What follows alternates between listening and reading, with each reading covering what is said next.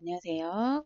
제가 전 동영상에서 말씀을 드린 것처럼 이번 동영상에서는 우리 실질적으로 문제를 풀어보면서 이론적으로 배운 것을 한번 적용시켜 보도록 하겠습니다. 뭐 좋은 거는 좋은 거라기보다는 실질적으로 이제 연구에서 사용되는 건 SPSS를 돌리는 거고 뭐 리즈렐이나 에이모스를 돌리는 거지만 일반 대중을 대상으로 혹은 일반인들은 그런 프로그램이 없기 때문에 엑셀을 가지고 하는 것에 대해서 한번 살펴보도록 하겠습니다. 일단 문제를 들어가 보면 우리 문제 이제 들어가 볼까요? 실질적으로 이제 어제 우리가 전 동영상에서 했던 큰 번호 두 개에서 첫 번째 번호 큰 번호에 나오는 문제를 이제 먼저 얘기를 해보도록 하겠습니다. 우리가 보면 큰 번호 두 개가 있죠. 예. 그래서 이론적으로 설명하는 것과 그 다음에 엑셀을 통해서 돌린 다음에 그 결과를 이제 해석하는 요 단계가 있는데 그것에 대해서 이제 오늘 실질적으로 얘기를 해볼게요. 첫 번째 문제는 이제 두 변수가 상관관계가 있다는 것이 무슨 의미인가? 그리고 상관관계가 있다면 인과관계 있다는 것도 의미하는가라고 했는데요. 제가 전 이론 설명에서도 말씀을 드린 것처럼 상관관계는 두 변수 혹은 두 변수 이상의 이상에서 한 변수가 변화하면 다른 변수가 변화한다는 그런 관계를 나타냅니다. 즉, 두 변수가 같이 변화하거나 반대로 변화하거나 이런 어떤 방향성이 같다라는 거죠. 그래서 두 변수 간 한 변수가 변화하면 다른 변수도 변화한다는 관계를 나타냅니다. 그래서 두 변수가 같은 방향축, 우상향하는 방향으로 가면 정해상관관계, 그리고 서로 다른 방향, 즉 우하향하는 관계면 우리가 부의 상관관계가 있다고 얘기합니다. 하지만 제가 전 이론 동영상에서 말씀드린 것처럼 상관관계가 있다고 해서 반드시 인과관계, 즉 원인과 결과관계가 있다는 말은 절대 아니죠. 즉 하나가 변화하면 다른 하나가 변화한다는 그런 관계를 나타내는 것이 상관관계이지 하나가 원인이 돼서 하나가 결과인 이런 원인과 결과의 관계를 말해주는 건 아니죠. 우리가 키와 소득 간에 무슨 관계가 있을 것 같잖아요. 그건 상관관계이지 인과관계는 아니라는 거죠. 예를 들어서 키가 크면 소득이 높대더라. 혹은 소득이 높으면 키가 크다더라. 이건 둘 다 나타날 수 있어요. 실제로 우리가 이야기를 해보면 뭐 키가 커서 뭐 외모가 훤칠해 보이면 혹은 신체 조건이 좋으면 아무래도 운동선수들도 키가 클수록 이렇게 체력이 좋은 경향이 없지 않아 있잖아요. 그래서 소득이 높아진다. 라고 뭐 추측을 할 수 있겠죠. 이제 우리가 조사를 해봐야겠지만 반대로 또 이런 주장도 할 수 있겠죠. 소득이 많으니까 부자일수록 영양제라던가 뭐 키 성장 호르몬 이런 것들을 또 맞힐 수가 있잖아요. 그러면은 또 이제 키가 커지게 되는데, 음, 과연 어떤 게 원인인지 결과인지 이렇게 딱 알 수가 없잖아요. 둘의 관계가 있는 것 같긴 하지만, 그게 바로 이제 상관관계지만 인과관계를, 있다라고 얘기는 할 수 없는 거죠. 그리고 닭과 달걀의 관계도 마찬가지죠. 뭔가 관계가 있어요.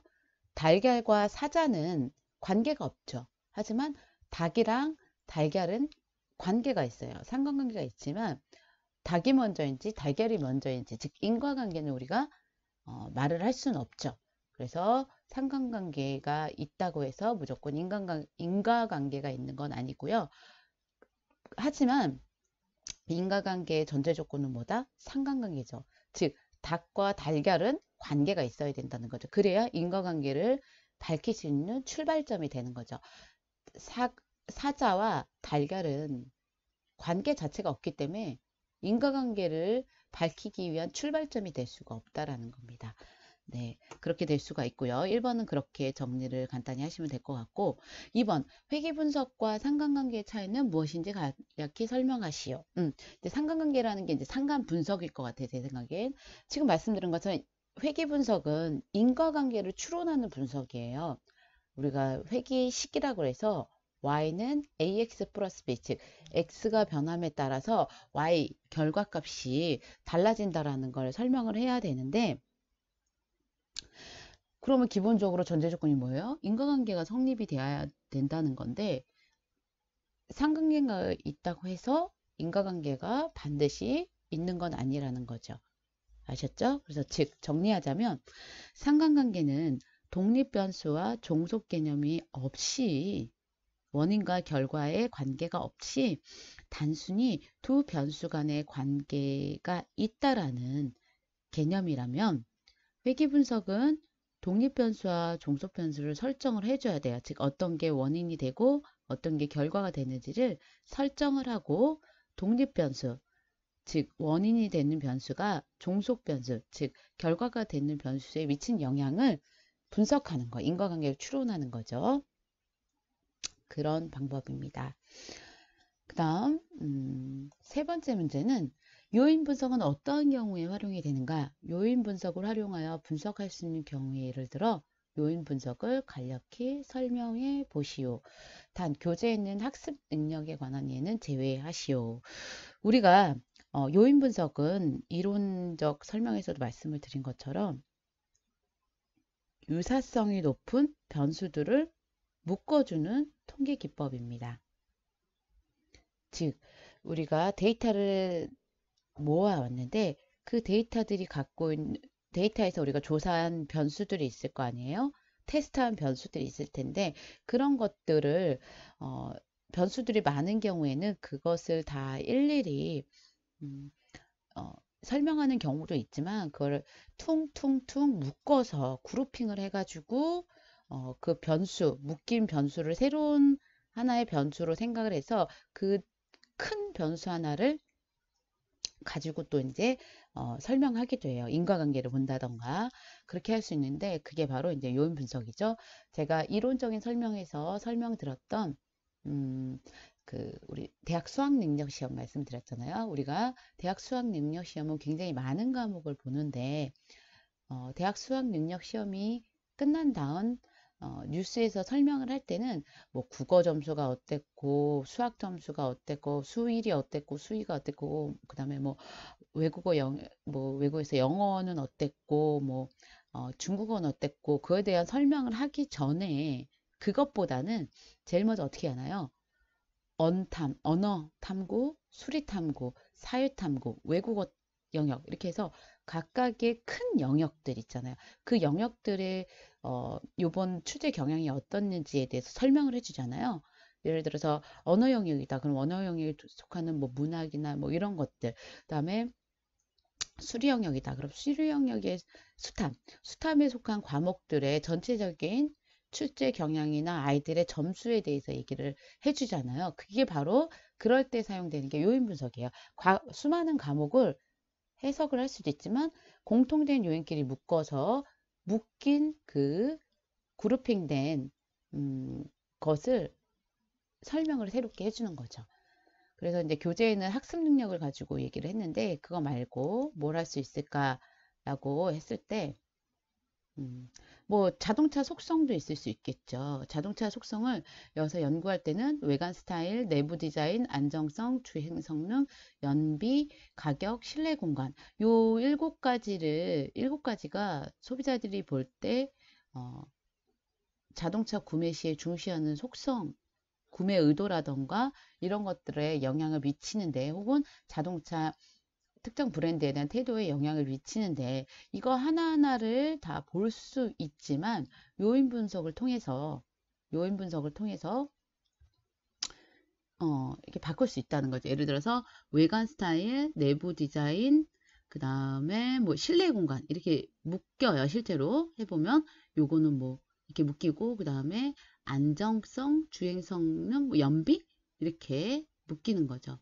뭐 이렇게 묶여가지고 이름은 각자가 지어주는 거예요. 우리가 이 요인 분석을 통해서 나온 그 줄여진 변수의 이름은 새롭게 나온 거라서 그건 연구자가 지어줘야 하는데요. 예를 들어서 뭐 외관 스타일, 내부 디자인, 실내 공간이다 라고 했을 때 뭐 디자인으로도 할 수 있고요. 안정성, 주행 성능 뭐 이렇게 묶였다. 그럼 뭐 기능 이렇게 이름을 줘줄 수 있겠고, 뭐 연비나 가격은 가격 이렇게 이름을 새롭게 붙여주는 거죠. 그래서 이걸 바탕으로 또다시 이제 회계 분석을 돌릴 수도 있고요. 혹은 클러스터도 할 수 있습니다. 그래서 저장을 해 놓으면 좋고요. 이것도 이제 교재에 나와 있는 내용이고, 음, 보시면 이제 그 샴푸 제품에 대한 어떤 구매 의도 혹은 샴푸 제품 구매에 미친 영향 요소로 소비자한테 이제 뭐 데이터를 수집해 왔어요. 뭐 패키지 디자인, 우리 샴푸의 패키지 디자인, 샴푸 색깔 있잖아요.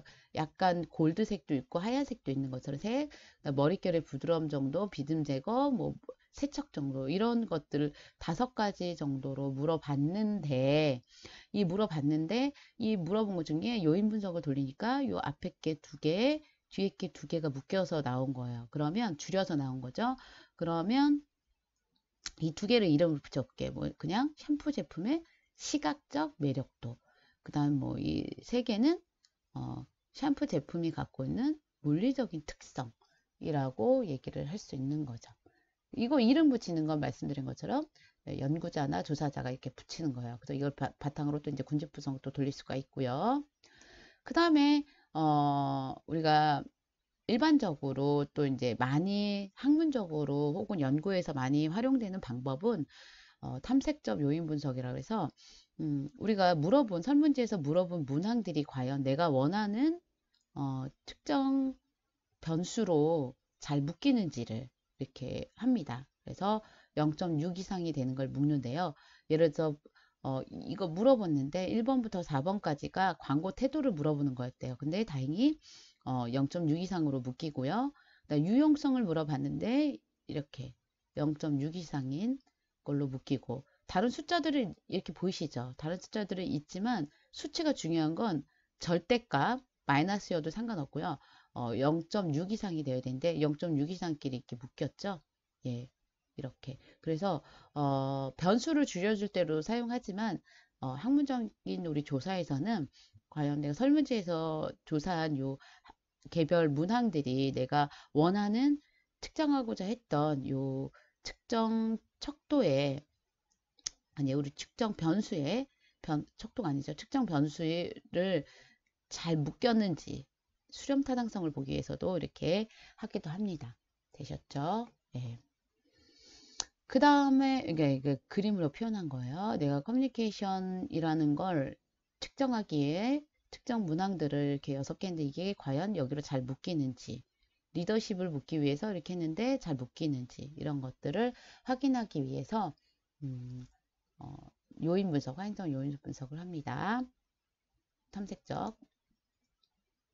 그 다음에 뭐 이제 이거는 이제 경영학이랑은 상관이 없긴 하지만, 그러니까 이성 있죠. 우리가 심리학에서 사용이 되는 거예요. 심리학이나 사회학에서 어떤 그 이성을 평가하는데 중요한 요인을 이제 특정 변수로 봤는데, 뭐 얼굴, 키, 피부, 목소리, 집안, 능력, 성격, 유머, 매너, 패션, 그러니까 그 우리 반려자라던가 반려자나 이성을 선택할 때 요인들을 이렇게 한 거예요. 그래서 둘, 넷, 여섯, 여덟, 9개 정도 했는데, 이거 별로 그 이성을 선택하는 데 있어서 영향을 미치는 거를 개별적으로도 할 수 있겠지만, 얘네들을 그러니까 큰 그룹핑을 해가지고 그 그룹핑별로 이름을 붙일 수 있는 거죠. 0.6 이상, 여기 0.4라고 되어 있는데, 우리 경영은 0.6 이상이어야 되고요. 뭐 심리학 같은 경우는 0.4도 사용하더라고요. 여기 이제 묶인 걸 보면 여기 이제 목소리, 뭐 집안, 능력, 성격 이렇게 묶이고, 유머, 매너 이렇게 여기 묶이고, 얼굴, 그 다음에 키, 피부 이렇게 묶이는데요. 이런 것들이 각각, 이건 제가 보기 데이터를 잘못 가져온 것 같은데, 하여튼 0.5 이상 이게 묶이는 것들을 이름을 붙이면 새로운 해석할 수 있는 큰 틀이 마련이 돼요. 제가 생각하기엔 뭐 얼굴, 키, 피부, 뭐 요것이 이제 제가 보기에는 외모일 것 같고요. 목소리까지. 그다음에 집안, 그쵸? 집안은 따로일 것 같고, 그다음에 뭐 집안 돈, 요 능력이 뭐 예를 들어서 경제력, 그다음 성격, 유머, 매너 이것은 아마도 제가 보기엔 성격이라고 만약에 나중에 묶인다면 그렇게 할 수 있다라는 거죠. 그래서 우리가 수많은 변수들이 있지만 그거를 좀 더 다른 해석을 하기 위해 이렇게 변수를 줄여주는 게 요인 분석입니다. 그 다음에 이제 본격적으로 이제 SPSS를 돌릴 건데요. 이제 학번마다 이제 새로운 그 다 다른 설문지나 데이터를 이제 주어지는데 못 받으신 분은 제 블로그에 가시면 제가 다 해놨으니까 제 블로그를 활용하시면 될 것 같고 음, 학번별로 설문지와 데이터가 각각 다르게 배분되었는데 각자 학번 뒷번호에 맞게 데이터와 설문지를 다운받아서 하시면 됩니다. 그래서 제가 이제 이 데이터와 설문지를 제가 다 다운받아서 분석을 해보니까 예, 제 여기 블로그가 나와 있죠. 예, 여기 블로그에 들어가시면 되고 링크를 걸어 놓도록 하겠습니다. 그래서 학번 끝자리가 0번부터 9번인 학생까지 되어 있습니다. 그래서 분석을 해보니까 설문지는 크게 두 개예요. 설문 유형은 설문지 뭐 각각 배분이 되어 있긴 하지만 설문 1은 끝번호 0, 1, 6, 7, 설문지 2는 끝번호 2, 3, 4, 8, 9 이렇게 되더라고요. 그래서 설문지 1과 설문지 인데 이거를 좀 더 여러분들이 이해하기 쉽게 표현을 그림으로 우리가 이렇게 글로 하는 것보다 그림이 이해가 빠르잖아요. 그래서 보시면 설문지 1은 크게요. 제 생각에는 제목을 붙인 거예요. 스마트폰 이용 만족도에 관한 조사로서 과연 이용 만족도에 미친 변수가 무엇이 있을까? 인터넷 접근성과 품질 요인, 이 영향을 미칠 것이다. 근데 그 차이가 남녀 간의 차이가 있을 것이다 라는 거예요. 여기 보시면 인터넷 접근성, 품질 요인이 이용 만족도. 그래서 이렇게 세 개를 물어봤는데 그림으로 표현하면 이렇고요. 그 다음에 이제 끝번호 2, 3, 4, 8, 9 같은 경우는 인터넷 쇼핑몰 서비스 만족도 조사 같아요. 제 생각엔. 그래서 인터넷 쇼핑몰의 정보성이 얼마나 되는지, 소통 가능성이 얼마나 되는지가 인터넷 쇼핑몰의 서비스 만족도에 영향을 미치는가, 그리고 남녀 간의 차이가 있는가를 보는 거예요. 그래서 보시면 인터넷 서비스 선택할 때 정보성에 관한 세 문제, 세 질문 문항이죠. 소통 가능성에 의한 세 질문 문항, 그 다음에 만족도와 관련된 세 질문 문항, 이 세 가지로 질문을 해서 그림을 표현한 게 이 표현입니다. 그러면 이제 본격적으로 문제를 풀어보면요. 각 질문이란 건 제가 그림으로 표현해 드렸던 뭐예요? 변수들, 요 변수들. 우리가 변수를 표현할 때 보통 이렇게 동그라미로 해주는데 방향성이 이제 인과관계라는 거예요. 요 각 변수들, 이 변수들의 기술 통계 분석을 시행하고 결과를 간단히 설명하시오 했는데요. 그런데 우리가 이걸 할 때 여러분들이 그 엑셀을 돌리셔야 되고 여기 보시면 분석 결과를 캡처만 하시면 돼요. 캡처하셔서 어, 캡처한 걸 가지고 그 밑에 이제 아래 한글이나 워드로 해석을 하시면 되고 분석 과정을 일일이 쓰실 필요는 없습니다. 그렇게 하시면 될 것 같고요. 그렇게 해서 푸시면 되는데 예, 이건 했고요. 예, 우리 그러면 제가 이제 여러분들 이제 엑셀을 이용해서 이제 뭐 데이터를 입력해야 돼요. 그 데이터는 이미 우리가 주어졌고요. 원래는 여러분들이 데이터를 가져오면 이제 일일이 손으로 입력을 하셔야 됩니다. 그 다음에 메뉴에서 기술 통계 기법을 이제 메뉴 데이터에서 데이터 분석이 들어가셔서 엑셀을 키시면 데이터에 데이터 분석을 키셔야 돼요. 거기에서 보면 기술 통계가 있어요. 그걸 눌러 주시면 됩니다. 네. 이제 우리가 한번 해볼게요. 이제 엑셀을 제가 켜볼게요. 엑셀이 이제 나오고 있는데요. 키시면 네, 키시면 됩니다. 제가 이제 화면을 지금 줄여놨는데요. 여기 위에 보시면 여러분들 이거는 각자 버전마다 다릅니다. 여러분들 버전마다 다르기 때문에 이게 뭐 어떤 메뉴가 있는지는 다 다른데 그 자세히 만약에 하시다가 안 되시면 저한테 댓글을 남겨주시면 제가 해드리도록 하겠습니다. 여기에서 이제 데이터에 가시면 돼요. 데이터. 그 다음에 데이터에서 보면 데이터에 갔을 때 여러분들이 이제 가면 여기 데이터 분석이란 게 있어요. 데이터 분석을 눌러주시면 데이터 분석을 뜨시면 여기 이제 막 각종 데이터 분석할 수 있는 게 여기 나와요. 근데 여기는 고급 분석은 할 수도 없고 뭐 회귀 분석 같은 경우는 종속 변수가 여러 개인 경우는 할 수 없어서 일단 엑셀로 할 수 있는 것들은 여기 이렇게 나옵니다. 이렇게 나오면 되는데요. 여러분들 가끔 이런 분들이 있으세요. 이런 분들이 뭐냐면 뭐냐면 제가 그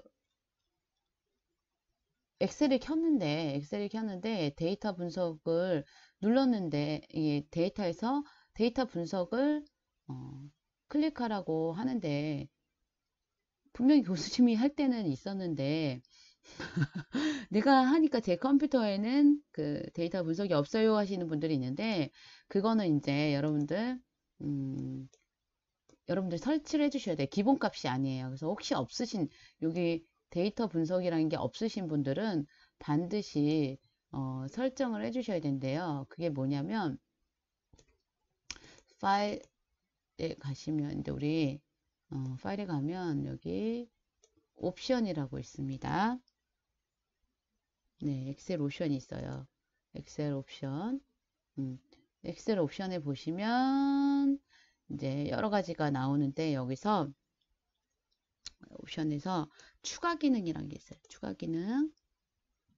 기능에 가셔서 여기에 이제 요 밑에 관리에 오시면 여기 엑셀 추가 기능 보이시죠? 거길로 이동을 하세요. 지금 저는 이미 되어 있기 때문에 분석 도구가 여기 클릭되어 있죠? 여기를 반드시 체크가 되어 있어야 돼요. 체크한 다음에 확인해서 나오시면 여기 데이터 분석이라는 게 이제 보이게 됩니다. 데이터 분석 아셨죠? 네, 자세한 것은 다시 가셔서 보셔도 되고요. 엑셀 옵션 창 가셔서 추가 기능 하신 다음에 이동 가셔가지고 이제 추가 기능 꼭 해주셔야 이걸 하실 수가 있습니다. 아셨죠? 그러면 여기에 이제 데이터를 불러오겠습니다. 제가 데이터를 불러왔는데요.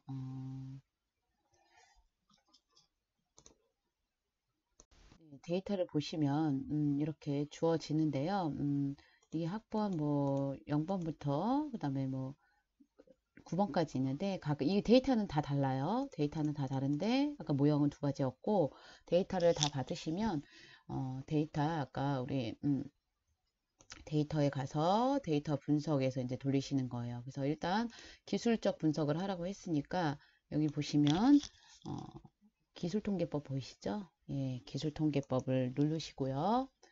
내가 이제 알고자 하는 여기 우리 성별부터 질문 4까지 이렇게 드래그를 해주세요. 드래그를 다 쫙쫙쫙 데이터가 한 110명 내외 되더라고요. 109명에서 이렇게 했어요.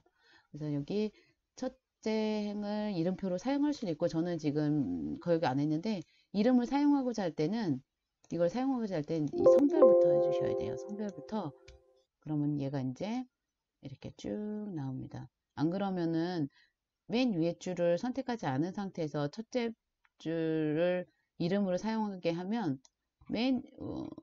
요게 아니라 요 1번 응답자 요게 이제 그 라벨로 나오는 거예요. 레이블로. 그러니까 요 첫째 이름표를 사용하시려면 맨 위에부터 여기 이름부터 해주시면 되고요. 그 다음에 뭐 출력을 범위는 나는 여기 내가 해당되는 여기다 놓으시고요. 출력 범위를 여기다 놓으시고 여기다 하겠다 하면 여기 나오고요. 아니면은 새로운 워크시트 해야겠다 그러면 새로운 시트가 생기고요.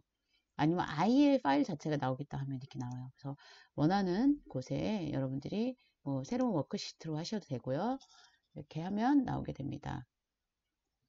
그 다음에 이제 요약 통계량을 눌러주시고 네, 체크박스를 해주시고 하면 저는 이제 일단 출력을 옆에다 해볼게요. 옆에다가 여기 보이게 하면 이렇게 나옵니다. 이렇게 주어지게 됩니다. 그래서 이거를 제가 한 결과를 이렇게 좀 보여드리면 이렇게 나오게 됩니다.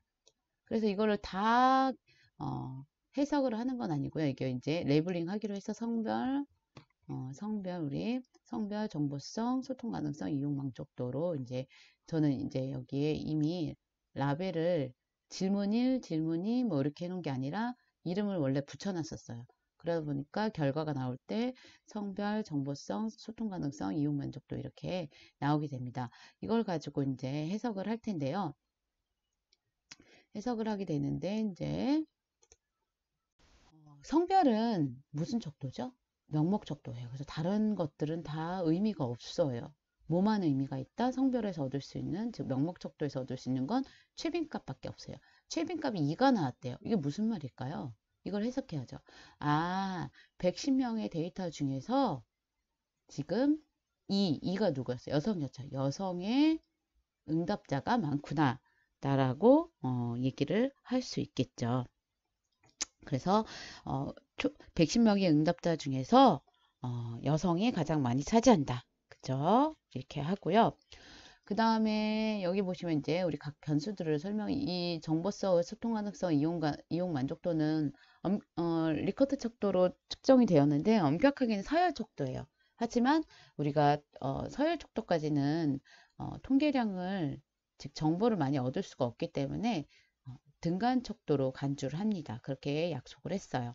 등간 척도부터는 우리가 기하 평균, 조합 평균, 변동계수 외에는 모두 다 구할 수 있잖아요. 그래서 그 값을 다 설명을 하실 수 있다라는 거죠. 그럼 시간관계상 뭐 다른 것들은 다 빼고 우리가 이 소통 가능성에 대해서 한번 해석을 할게요. 여러분들 정보성이나 이용 만족도도 해석을 해주시면 좋을 것 같아요. 일단 저는 시간관계상 이 소통 가능성만 얘기를 해볼게요. 우선 평균이 5.054인 거 보니까 그리고 표준 편차는 1.14 분산은 1.299로 나타났습니다. 즉 7점 리커트 척도에서 응답자들의 평균이 5점 이상 나와서 꽤 높은 그죠? 소통 가능성 정도가 좀 높게 나온 그죠? 고요. 그 다음에 이제 표준 편차가 1.14로서 다른 변수들에 비해서 그 퍼져 있는 정도, 우리가 분산이 펴져 있는 정도잖아요. 퍼져 있는 정도가 덜하다고, 즉 평균을 중심으로 좀 더 모여 있는 양상을 보이고 있습니다. 그 다음에 이제 중앙값이랑 최빈값이 다 5인 거 보니까 즉 응답자의 응답이 2부 뭐 이렇게 최소값부터 최대값이 1부터 7까지 다 나왔나 봐요. 1부터 7까지 나왔는데 그 중앙이 5고 그 다음에 그 중에서도 가장 값이 많이 나온 게 5. 그죠? 5인 경향을 보였습니다. 예. 그래서 이용 만족자인 경우에는 여기 보시면 최빈값이 4로 나왔잖아요. 그죠? 아무래도 이용 만족도가 조금 이 정보성이나 소통 가능성보다 조금 떨어지는 걸 알 수 있는데 어찌되었던 소통 가능성은 중앙값이나 최빈값이나 이 평균이 좀 더 일치하는 것에 보면 이 표준 정규 분포에 가까운 가운데로 분포가 대다수 이루어지는 걸 알 수 있습니다. 그 다음에 우리가 또 해석해야 될 게 여기 이제 우리 외도 있었잖아요. 비대칭도라고 하죠. 마이너스 값이 나왔네요. 마이너스 값. 즉 우리가 0에 가깝긴 하지만 마이너스인 거 보니까 조금 마이너스가 있을 때는 꼬리가 어디 있다 그랬죠? 왼쪽. 꼬리가 왼쪽에 있어서 이렇게 오른쪽으로 치우친 그런 것을 알 수 있습니다. 그래서 오른쪽으로 좀 더 치우치고 꼬리가 왼쪽인 그쵸? 것을 볼 수 있습니다. 그리고 좀 더 얘네들보다 0에 더 있기 때문에 정보성이나 이용 만족도보다 어때요? 0에 더 가까운 숫자잖아요. 그러다 보니까 좀 더 아까 말씀드린 대로 그 표준 정규분포에 좀 더 가까운 모습을 보이고 있습니다. 그 다음에 여기 이제 부가적으로 첨도라고 있는데 책에 안 나와 있는데 첨도는 얼마나 뾰족하냐 아니면 이렇게 퍼져 있느냐인데 그쵸? 우리가 0에 가까울수록 이것도 표준 정규 분포처럼 균형을 이루는 거라고 말씀드렸죠. 그리고 마이너스에 가까울수록 퍼져 있는 거고 플러스에 가까울수록 더 뾰족하다고. 그래서 여기 양쪽 이용 만족도나 정보성 같은 경우는 좀 더 양의 정수의 플러스 값에 가까우니까 좀 더 어때요? 뾰족하다라는 걸 알 수 있어요. 얘 소통 가능성보단 비슷하긴 하지만 좀 더 얘는 정규 분포에 가깝다면 얘는 좀 더 약간 더 뾰족한 모습을 보이고 있다는 걸 알 수 있습니다. 그리고 뭐 범위는 응답자들을 보니까 최저값이 1이었고 최대값이 7, 그러니까 1부터 7까지 다 나왔네요. 그쵸? 이것을 볼 수 있습니다. 뭐 그래서 범위는 의미가 별로 없지만 하여튼 이렇습니다.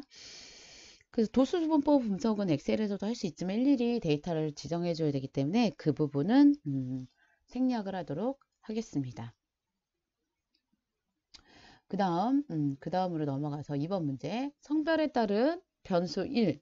아까 우리 소통성이 차이가 있는지 그래서 치검정을 해보고 성별 2에 따른 즉 그 2가 뭐였죠? 제가 까먹었어요. 순간 정보 이용 가능성이었나요? 1번이 정보성, 2번이 소통 가능성이 각각 차이가 나는지 즉 얘네들이 이용도에 이용 만족도에 영향을 미치는지를 보기 위해 차이가 나는지를 확인해 보는 거죠. 그러기 위해 필요한 게 이제 독립표본 T검정입니다. 여기서 잠깐 이제 여러분들 또 하나 머리에 꼭 두셔야 될 게 우리가 이제 독립변수와 종속변수를 지정해 주는 그죠? 분산 분석이라던가 뭐 독립표본 T검정도 마찬가지. 독립표본 T검정은 분산 분석의 특이한 유형이라고 할 수 있는데 독립표본 T검정 이런 분산 분석 그 다음에 우리 회귀 분석 그 다음에 여기서 다루진 않지만 판별 분석은 독립변수와 종속변수를 지정해 줘야 돼요. 즉 원인과 결과 관계를 추정을 해야 되는데 추정한다는 건 가설을 세운다는 겁니다. 그래서 우리가 귀무가설과 대립가설을 세우게 되는데요. 귀무가설은 연가설이라고도 하는데 현재가설 혹은 내가 주장하고자 하는 연구가설 이 대립가설을 채택하기 위해 채택할지 안 할지를 증명하기 위해서 사용되는 게 귀무가설입니다. 그래서 뭐 이걸 설명드리자면 뭐 3시간, 4시간 더 걸릴 수 있는데요. 쉽게 여러분들 이제 일단 과제를 하셔야 되니까 이 귀무가설로 우리가 문장을 만들 때는 끝에 어떻게 되냐면 동등하다, 같다, 차이가 나지 않는다, 의미가 없다. 그래서 우리가 연가설이라고도 합니다. 의미 없다, 동등하다, 같다, 차이가 나지 않는다 라고 표현을 하고요. 대립가설은 내가 주장하는 가설이거든요. 그러면 연고가설이라고 하는데 동등하지 않다, 같지 않다, 차이가 나지 않는다, 의미가 있다 이렇게 해석이 됩니다. 그러면은 우리가 이 내가 주장하고자 하는 대립가설을 채택하기 위해서는 이 기무가설이 기각되어야 되거든요. 무시되어야 하는데 그 기준이 바로 0.05입니다. 물론 0.01도 있고 0.1도 있지만 주어지기도 해요. 주어지면 그거에 맞춰서 하시면 되고요. 0.01이다. 그러면 0.01보다 크면 우리가 기무가설을 무시할 수 없어요. 근데 0.01보다 작다. 그러면 우리 기무가설을 무시하고 대립가설을 채택할 수 있는 거죠. 그런데 보통은 주어지지 않는데 경영학에서는 기본적으로 주어지지 않으면 0.05를 유의 수준으로 보시면 됩니다. 유의 수준에 대해서는 뭐 다른 동영상에서 더 다룰 수가 있고요. 0.05라고 생각하시면 돼요. 0.05 잊지 마세요. 0.05고요. 그래서 0.05보다 크면 기무가설이 채택이 되는 거예요. 그래서 내 건 안 돼요. 하지만 죄송합니다. 예. 하지만 0.05보다 작으면 내게 채택이 된다고 보시면 돼요. 아이 좋아라. 아셨죠? 네, 그렇게 하시면 되고요. 그래서 두 집단 차이는 엑셀에 가시면 T검정, 엑셀 이 동립표본 T검정을 하시기 전에 이 등분산 검정을 먼저 해야 돼요. 그러니까 얘네들이 두 집단이 분산의 정도가 비슷하다는 걸 검정을 해야 됩니다. 즉 우리가 1반과 2반의 과연 반평균이 차이가 나는지를 보려고 하는데 막 1반은 막 들쑥날쑥한 집단이고 2반은 평균에 가까운 애들이 다 모인 거예요. 그럼 둘의 비교할 의미가 있을까요? 출발점이 다르기 때문에 안 된다는 거죠. 그래서 우리가 같은 평균이다 하더라도 흩어진 정도를 그걸 보고서 둘이 비슷한 정도로 흩어져 있다. 1반이 뭐 들쑥날쑥 다 있다. 그럼 2반 비교가 되는 2반도 들쑥날쑥한 반이어야 된다는 거죠. 그래서 분산이 어떤지를 이제 할 건데 그러면은 우리가 검정에 앞서서 이 등분산이 되는지를 검정을 하셔야 돼요. 그래서 데이터 분석에 가셔서 F검정, 분산 분석에 대한 두 집단 그래서 이렇게 넣어주셔서 예, 그 값이 나오는지를 보셔야 돼요. 그래서 여기 이제 p-value만 보시면 되는데 p-value 값이 0.48이에요. 즉 등분산 검정 p 값이 0.05보다 크기 때문에 같다. 즉 우리가 아까 귀무가설과 대립가설을 했잖아요. 기무가설은 뭐다? 같다예요. 동등하다예요. 그러니까 0.05보다 크면 얘를 채택해야 되는 거잖아요. 그러니까 0.05보다 크니까 같다. 즉 얘네들의 분산은 같다라고 볼 수 있는 거죠. 근데 만약 이게 0.001이다. 그러면은 같지 않다잖아요. 그래서 분산이 같지 않다라고 얘기를 하는 거죠. 근데 여기서는 0.05보다 크기 때문에 같다. 귀무가설이 채택이 되는 거죠. 그러면 이제 등분산을 가정해서 보면 여기 가정한 걸 했고요. 이제 엑셀에 들어가면 등분산을 가정한 것이 있고 이분산을 가정한 두 집단이 있어요. 그래서 데이터 분석에 가서 등분산 가정한 두 집단 여기를 확인 눌러주시면 변수 1과 변수 2 여자와 남자를 이제 해서 유의 수준은 우리 0.05 보통은 기본적으로 되어 있고요. 그리고 출력 범위는 아까 말씀드린 네, 데이터 옆에 할 것인가 아니면 새로운 워크시트를 할 것인가 아니면은 아예 엑셀 새로운 문서가 나올 것인가 이렇게 해주시면 돼요. 그래서 이 결과는 이거고요. 제가 미리 돌려놓은 거예요. 엑셀로 들어와서요. 여기 이제 학번이 있는데 이제 여기서 돌리실 때 다행히 성별이요. 여기 1부터 74번까지가 1번이네요. 이렇게 보통의 경우에는 일반적인 데이터들은 이게 다 섞여 있는데 뭐 여기는 교수님이 감사하게도 이렇게 돌려줬습니다. 여기까지가 1번에 대한 데이터예요. 그래서 일단 여러분들이 하실 거는 우리 당연히 데이터에 가셔서 데이터 분석, 그죠? 데이터 분석이 있어야 돼요. 그러면 데이터 분석을 눌러주면 네, 아까 제일 먼저 해야 되는 게 뭐라 했죠? 두 집단이 F검정 맞는지를 확인하시라고 말씀을 드렸어요. 네, 그래서 F검정 가시면 확인을 누르시고요. 변수 1에 대한 입력 범위란 뭐냐면 남자 걸 누르시라는 거예요. 남자 거를 일단은 1번이잖아요. 질문 1번. 질문 1에 대해서 했으니까 여기 끝까지 드래그 하실 줄 알죠? 예, 여기까지만 넣겠습니다. 변수 2는 우리 여자에 대한 데이터, 우리 질문 1이에요, 지금. 이렇게 하시고 유의 수준 돼 있고 워크시트를 할 수 있고 저는 출력 범위를 여기 안에다가 해보도록 하겠습니다. 네, 여기다가 네, 워크시트 해둘거요. 그러면 확인을 눌러주시면 새로운 워크시트 이렇게 나와요. 이렇게 옆에 나올 수도 있지만 이렇게 새로운 워크시트에 나올 수도 있어요. 그래서 F값 보내요. F값 어떻게 나왔어요? 0.05보다 크죠? 그러면 이거 등분산이에요, 등분산이에요? 등분산이죠. 같을 등자. 이렇게 됩니다. 이렇게 된 것을 질문 문제 2는 요걸 여러분들 또 한번 해보시는 거예요. 다시 한번 해드릴게요. 이렇게 하시는 거예요. 등분산인 거 가정이 됐죠? 그러면 이제 데이터에서 밑으로 내려오시면 여기 등분산이죠? 2분산 하시면 안 됩니다. 이 등분산 가정 집단을 할 거고요. 여기서 변수 1 똑같죠? 아까의 질문 1. 잘 드래그 잘 하세요. 여기까지 가서 가시고 그 다음에 2번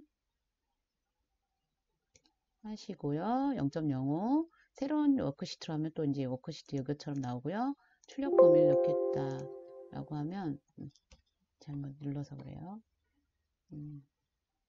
2번을 다시 눌러볼게요.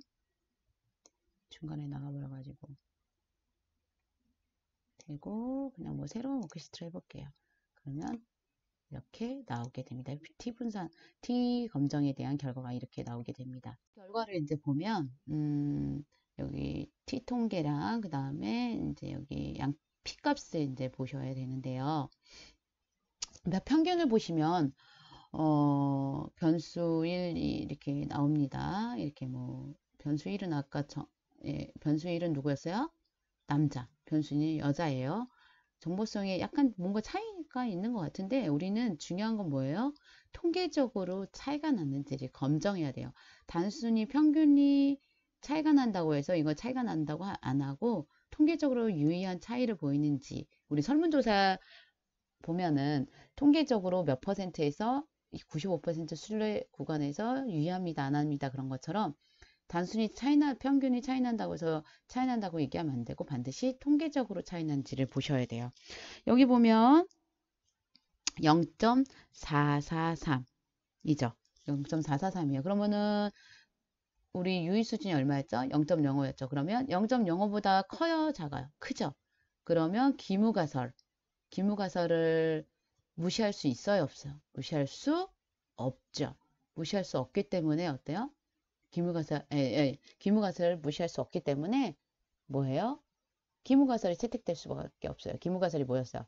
같다, 동등하다, 차이가 나지 않는다. 그러면 지금 이 정보성에 관한 한 남성과 여성의 차이는 나지 않는다. 통계적으로 차이가 나지 않는다라고 얘기하는 거죠. 그래서 여러분들이 이거를 똑같이 저는 지금 정보성만 했는데 소통 가능성도 여러분이 해석을 이렇게 똑같이 하셔가지고 해석을 해주셔야 될 것 같습니다. 지금 정보성 다시 말씀드릴게요. 평균이 4.88, 5.08로 차이 나는 듯 하지만 통계적으로 유의한지를 알아보기에 P값을 보니까 0.44다. 즉 0.05보다 크기 때문에 기무가설이 기각되지 않는다. 즉 이 정보성에 있어서 남녀 간의 차이가 있다라고 통계적으로 말할 순 없다라고 해석을 하셔야 됩니다.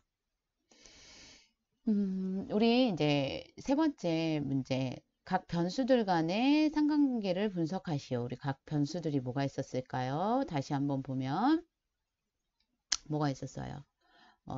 정보 가능성, 그다음 소통, 그죠? 이런 것들인데 그게 이제 그 이용 만족도에 영향을 미치는지를 이제 살펴보는 거였죠. 네, 그것을 이 세 변수 간의 차이가 있는지를 그죠?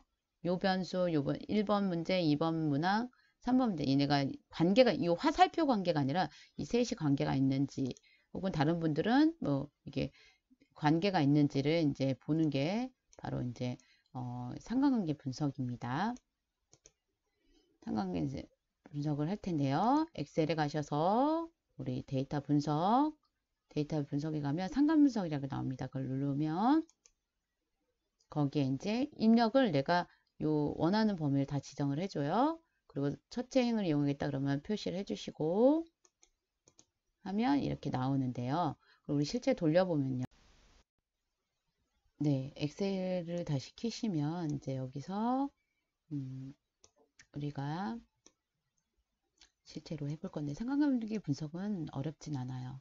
데이터 통계 분석에 데이터 분석을 하셔서 여기 위에서 한 4번째 정도 상관 분석을 눌러주시면요. 입력 범위 우리 여기 첫 번째 행을 이름표를 사용하고자 할 때는 여기서부터 네, 이렇게 요거를 여기다 갖다 놓으셔야 돼요. 요걸 했다 이렇게 하면 안 돼요. 이걸 선택을 했으면 내가 다시 입력 범위로 가서 이렇게 해주셔야 돼요. 이렇게 내려오셔서 110명 정도까지 해주시면 됩니다. 그래서 새로운 워크시트 해도 되고요. 옆에 해도 되고 이렇게 주어지게 됩니다. 이렇게. 근데 우리가 아까 말씀드렸다시피 첫 번째 행을 이름표로 사용하겠다 했는데 질문 1이 뭔지 질문 2가 뭔지 3이 뭔지 모르잖아요. 그래서 저 같은 경우는 어떻게 했냐면 이름을 아예 여기도 질문 1은 정보성, 질문 2는 소통 가능성, 그 다음에 얘는 이용 가능성 이렇게 했어요. 그래서 이렇게 돌려버리면 여러분들 상관관계 다시 돌려볼게요. 해버리면 이렇게 이름이 나왔죠. 그러니까 여러분들이 분석을 돌리시기 전에 여기에 각각의 이름을 해놓고 시작을 하시면 나중에 여러분들이 이제 결과가 나왔을 때 레이블을 사용했기 때문에 바로바로 알 수 있다는 거죠. 이것을 사용할 수 있게 여기 성별은 이미 주어졌고요. 질문 1이 뭔지, 질문 2가 뭔지, 질문 3이 어떤 건지 레이블을 붙여주시면 나중에 결과값을 볼 때 그 결과값이 어떻게 해요? 이렇게 이름이 다 활용이 될 수 있으니까 바꾸고 시작을 하셨으면 좋겠습니다. 그럼 이걸 이제 좀 해석을 하자면 우리가 이미 제가 특정 학번의 데이터를 가지고 한 건데요. 요 위에도 주어지고 아래도 주어지는데 여기서 이제 보실 건 요 부분이에요. 111이 뭐야? 당연히 정보성과 정보성은 100% 1이란 게 100% 맞는 거죠. 소통 가능성과 소통 가능성은 당연히 100% 이용 만족도 100%인데 요 다른 변수와의 관계를 보는 거예요. 그래서 일단 정보성과 소통 가능성은 0.812873, 그 다음에 정보성과 이용 만족도는 0.714, 소통 가능성과 이용 만족도는 0.73으로 나왔습니다. 그래서 정보성이랑 소통 가능성, 정보성과 이용 만족도, 이용 만족도랑 소통 가능성은 다 플러스 값인 거 보니까 어때요? 같은 방향으로 우상향하게 움직인다는 걸 알 수 있습니다. 그렇죠? 그리고 소통 가능성과 정보성은 0.81 정도, 정보성과 이용 만족도는 0.71 정도, 소통 가능성과 이용 만족도는 0.73 정도로 같은 방향일 뿐만 아니라 어느 정도 같은 방향으로 움직이는데 한 80% 정도, 70% 정도, 그다음에 73% 정도가 더 같이 움직인다는 걸 알 수가 있습니다. 그러면 이제 마지막으로 이제 가보면 마지막 문제는 바로 질문 1, 2 우리 정보성과 소통 가능성 다른 설문 1은 다른 거겠죠? 정보성과 소통 가능성이 질문 3, 즉 이용 만족도에 영향을 미치는지를 회계 분석하시오 요 말입니다. 아셨죠? 우리 정보성과 소통 가능성이 이용 만족도에 영향을 미치는지를 이제 확인하는 거죠. 우리 상관관계를 통해서 이미 세 변수가 관계가 어느 정도 있다는 걸 아까 금방 확인했죠. 0.8, 0.7, 0.7 같은 방향 우상향으로 움직인다는 거를 확인했어요. 그럼 관계가 있기 때문에 이 관계가 과연 인과관계로 추론이 되어지는지를 한번 얘기를 해보도록 하겠습니다. 그래서 이제 데이터에 가시면 데이터 분석 거기 밑으로 쭉 내리시면 회계 분석이라고 있어요. 거기 가셔서 이렇게 해주시고요. 범위를 각각 정해 주십니다. 그럼 이런 결과가 나오는데요. 그럼 우리 실제로 돌려보면요. 우리 데이터 분석 누르셨죠? 상관 분석 말고 쭉 내리시면 여기 T검정 위에 정도 회계 분석 보이시죠? 회계 분석 이제 넣을 거예요. 여기다가 이제 이렇게 드래그 쭉 110명 됐죠? 그 다음에 수축인데 넣으시고요. 이렇게 넣으시고 뭐 여기서 이제 뭐 하시면 되고요. 예, 회귀 분석 새로운 데다가 뭐 잔차를 이제 뭐 여러분들이 이제 해석하실 때 잔차도 활용할 수 있으니까 뭐 이렇게 잔차를 해주시고요. 뭐 이름표, 이름표를 아까 지정을 했어야 됐는데, 예, 우리 이름표를 사용하려고 하니까 다시 가보도록 하겠습니다. 예, 이름표를 사용하려고 하죠. 예, 이름표 사용. 예, 그 다음에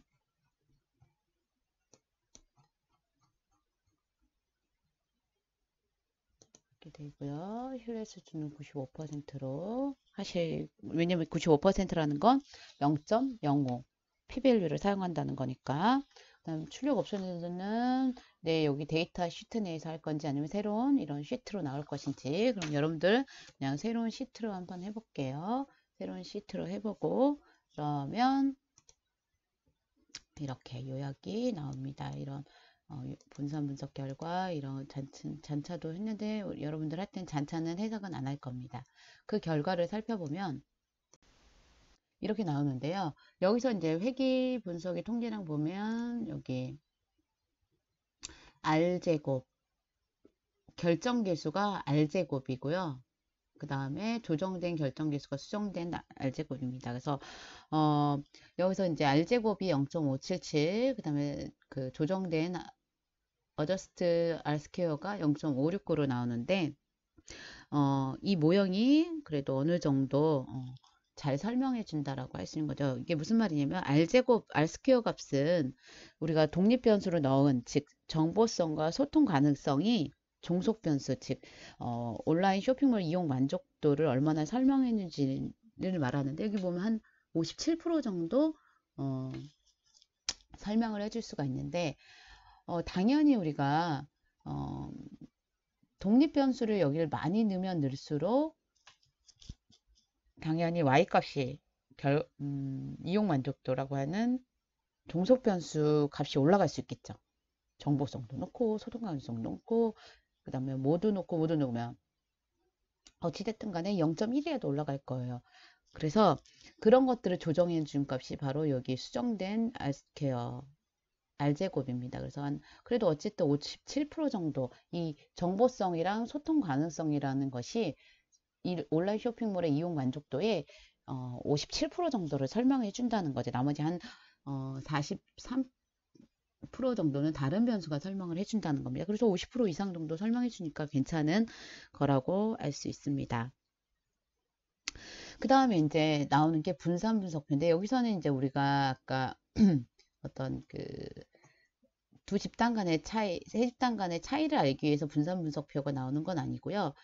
우리가 나중에 세우게 될 이 회귀식이 올바른지를 의미가 있는지, 즉 이 회귀식이 통계적으로 유의미할 수 있는지 전제 조건으로 보는 겁니다. 보시면 이것도 마찬가지로 F값을 보시면 0.000000이니까 뭐예요? 귀무가설인 같다, 차이가 나지 않는다, 의미가 없다가 기각이 돼야겠죠.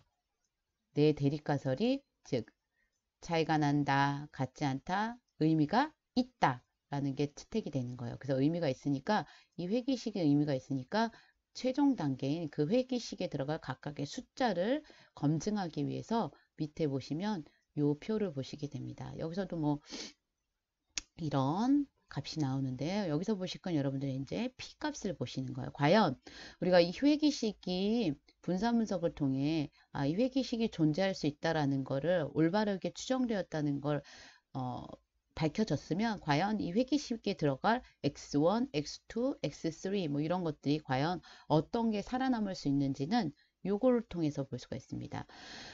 y절편이라고 할 수 있는 건 우리 요 y절편 우리 ax 플러스 b 우리가 중학교 1, 2학년 때 배우는 방정식에서 y는 ax 플러스 b, b값이죠. 상수. 그게 y절편이라고 보시면 돼요. 그거는 뭐 p값을 보실 필요 없어요. 그냥 그 숫자를 쓸 거예요. 우리가 볼 건 여기 x로 상정한 x1, x2 정보성과 소통 가능성이 과연 살아남을 수 있는지를 보는데 그 값이 다 0.05보다 어때요? 크죠? 네, 그래서 사용 가능한 거죠, 내가.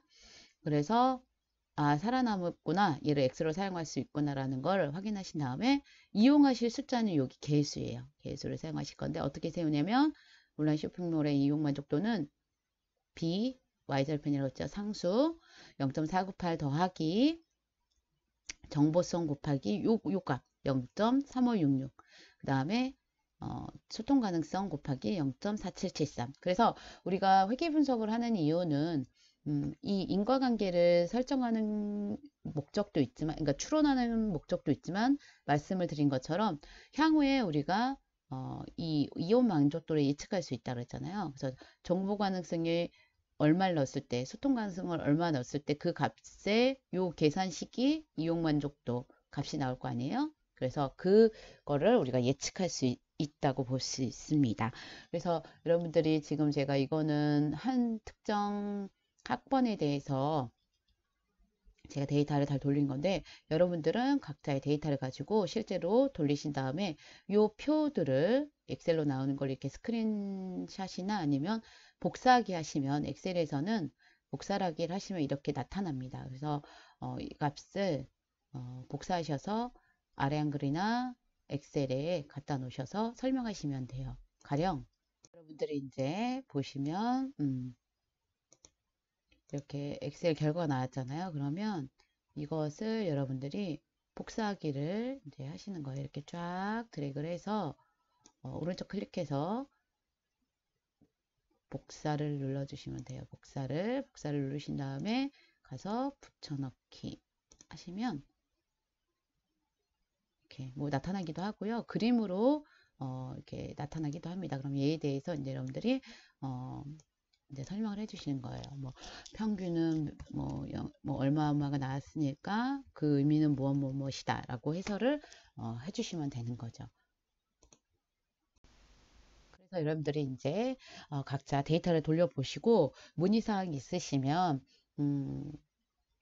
제 댓글을 남겨주시거나 제 블로그에 남겨주시면 제가 답변을 드릴 수 있으니까 이게 설명을 들을 때는 여러분들 다 하실 수 있어요. 그런데 이제 막상 내가 데이터를 이게 실제로 실습을 하다 보면 약간의 뭔가 잘못 선택이라던가 잘못 클릭을 하면 결과가 안 나올 수 있거든요. 그러면 저에게 문의를 주시면 제가 친절하게 답변을 드리도록 하겠습니다. 다음 동영상은 우리가 마케팅 특강과 관련된 이야기를 한번 해보도록 하겠습니다. 구독과 좋아요 눌러주시면 큰 힘이 될 것 같습니다. 다음 동영상에서 뵙도록 하겠습니다.